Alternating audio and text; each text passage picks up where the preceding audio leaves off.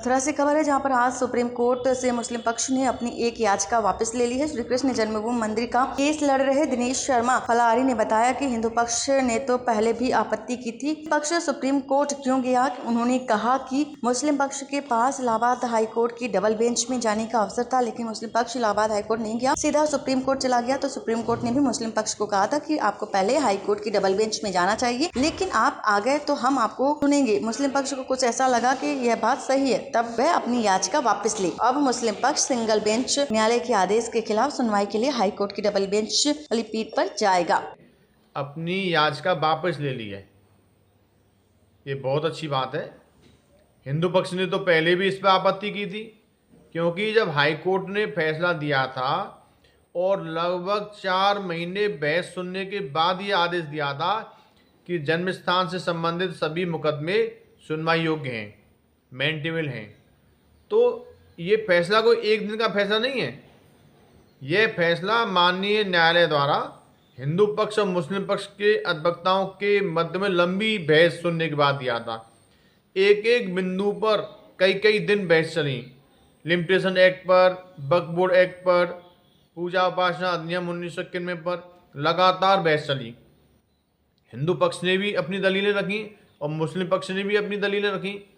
दोनों की दलीलें सुनने के बाद में इलाहाबाद हाई कोर्ट द्वारा आदेश आया था कि श्री के जन्म स्थान से मस्जिद को हटाने वाले केस में जितने भी मुकदमे हैं वो सभी सुनवाई योग्य हैं, क्योंकि यहाँ पर बर्सिप एक्ट, वक्फ बोर्ड एक्ट और लिमिटेशन एक्ट प्रभावी नहीं होता है।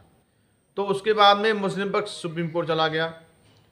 मुस्लिम पक्ष को सुप्रीम कोर्ट ने भी कहा था कि आपको हाई कोर्ट की डबल बेंच में जाना चाहिए था, लेकिन आप आ गए तो हम सुनने को तैयार हैं और 4 नवंबर के बाद में सुनवाई करेंगे। अब मुस्लिम पक्ष को सद्बुद्धि आई है, वह पुनः वापस हाई कोर्ट में डबल बेंच में पीठ में जाएगा और मुस्लिम पक्ष को मेरे हिसाब से ये मान लेना चाहिए कि न्यायालय ने केवल मुकदमा चलने का आदेश ही तो दिया है। न्यायालय ने कहा है सभी मुकदमा चलने योग्य हैं, चलना चाहिए, तो मुस्लिम पक्ष को क्या आपत्ति है? अपने पास जो भी मुस्लिम पक्ष के पास साक्ष्य हो वो न्यायालय में जमा करे, हिंदू पक्ष अपने साक्ष्य जमा करेगा, सभी सबूतों के आधार पर फैसला होगा। मुस्लिम पक्ष के पास में तो बिजली का बिल भी नहीं है जिसे वो जमा कर सके।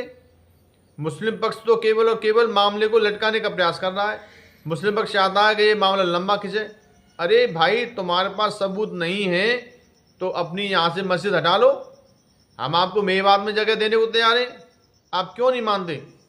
यदि आपको डबल बेंच की पीठ में जाना है हाई कोर्ट में इलाहाबाद में, तो आप वहाँ भी जाइए, क्योंकि हिंदू पक्ष अपनी कलम की ताकत से, न्यायालय के सहयोग से ये लड़ाई लड़ने को तैयार है।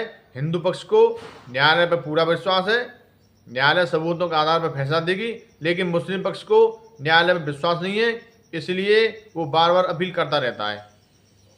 मथुरा से अमित शर्मा की रिपोर्ट।